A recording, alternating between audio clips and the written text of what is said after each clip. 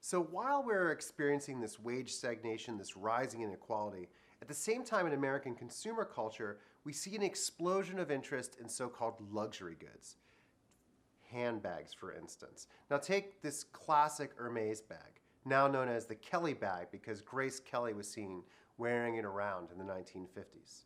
It has almost no decoration to it. It's very clean, sleek, elegant. It has no logo. Contrast that with instead this Coach bag. And this Coach bag has logos all over it. And in fact, what we see in the 1980s and 90s is the rise of incredibly logoed luxury goods for the very first time. Something that is expensive, but also intended for more middle class, indeed even for working class audiences. Something that also gives rise to a trade in so-called fake bags, fake luxury goods. So what's at stake here? What does it mean to have logos in the 1980s and 90s? By the 1980s, expectations of consumption were wildly out of proportion with actual needs. 1/3 of the Americans who earned over $150,000 a year in today's dollars felt like they couldn't afford the barest necessities. This is outrageous. One of the wealthiest economies in the world, the wealthiest people of that wealthiest economy felt like they couldn't afford what they needed to get by.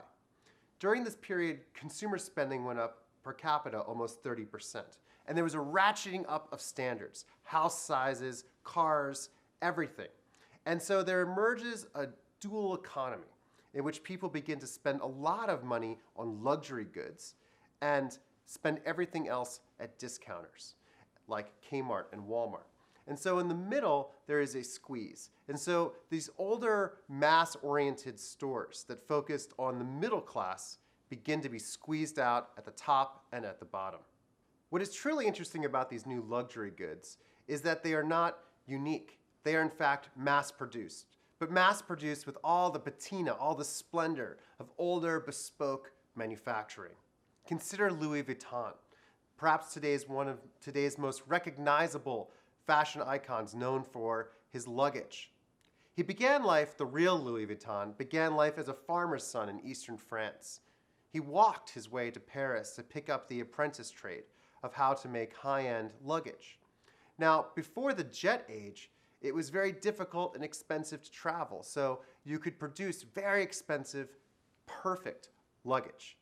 But then came the 1960s and the jet age and ushered in a whole new era of travel. Everything changed. Louis Vuitton retired and his son George took over the business. He created a logo for the company, LV, to symbolize the new change in the firm, from something that made unique pieces to mass-produced pieces with a unique name. George Vuitton realized things were changing in the 1960s when a fellow fashion designer, Yves Saint Laurent, introduced his first ready-to-wear line. Something that was produced not for individual clients, but for stores and retails, produced at large. After that, quote, luxury was no longer simply about creating the finest things that money could buy. It was about making money, lots of money. And that's what made it possible to have this new kind of luxury, the creation of a new class of elites that were global in perspective, buying French luggage in America or Japan, but also wanting to display this wealth in a new, ostentatious fashion. So returning to New York, innovations were not only happening downtown on Wall Street, but also uptown in Harlem, especially in terms of fashion, through the work of one tailor named Dapper Dan. Dapper Dan, named for the old pomade product, was a store owner and tailor in Harlem who, like disco and hip-hop DJs, took the cultural products of others, like Louis Vuitton, and remixed them. Although in his case, it was a remixing of fashion, not of sound. Dapper Dan would go downtown and get high-end designer luxury items like that of Louis Vuitton, and then cut out the logos, taking strips of leather and sewing them into custom-made jackets uptown. This produced an explosion of new kinds of clothes that became the basis for what today we consider to be hip-hop clothing. Now, what's ironic is that many of the people who tried to enforce so-called trademarks on Dapper Dan, trying to shut down his operation, saw these as fakes because they were not real Louis Vuitton or other kinds of brands. Ironically, these were in fact more bespoke, more luxury, more in line with Louis Vuitton when he came to Paris was trying to create than any of those stores downtown. This question of real and fake, not quality, is at the center of thinking about luxury in the late 20th century. And it's most exemplified by the way in which people buy real and fake Coach handbags today. Coach. Founded in 1941 as a small leather workshop, it produced private label wallets and belts for department stores. It was nothing special, it didn't make a lot of money, but it did get by. In 1946, after the war, Miles Kahn joins up with Coach. He's the son of one of the original investors, and he begins to make handbags out of leather. But what's special about his handbags is he conditions them, just like an old baseball glove, so they break in soft and they have a special, unique look.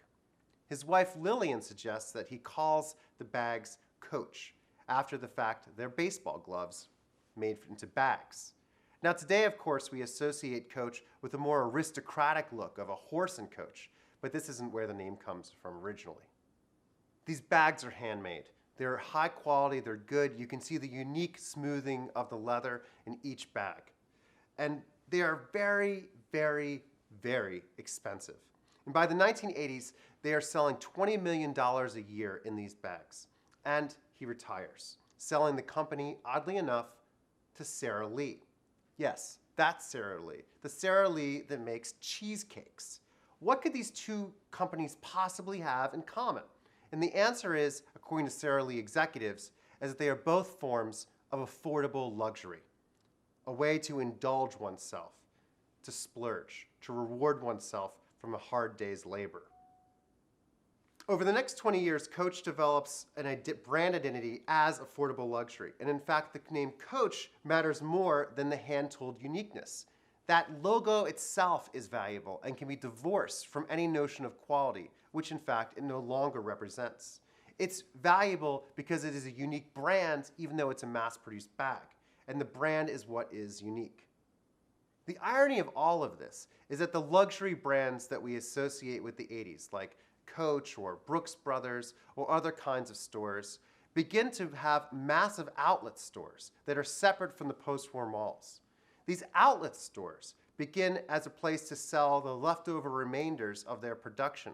But by the 80s and 90s, they are producing not the original kinds of goods, which are of a higher quality, but in fact knockoffs. Knockoffs that they sell themselves for lower cost versions of Brooks Brothers suits, lower cost versions of Coach bags. These are different products, in fact, that are labeled so on the labels inside the bags than the ones available in higher priced stores in the cities. And so this question of real and fake comes back to really questions of quality and brand. Questions of how do I sell things at a high margin to people who perhaps can't afford it. Hermes doesn't sell lower priced bags. A Kelly bag still costs the same as a car. But what you're buying with that is something without a logo, something that has its own quality that signifies itself. With Coach, you have to rely on the symbol. You have to rely on the logo to know whether or not it is real or not. And it's this play between real and fake that really defines the luxury consumer economy of the late 20th century.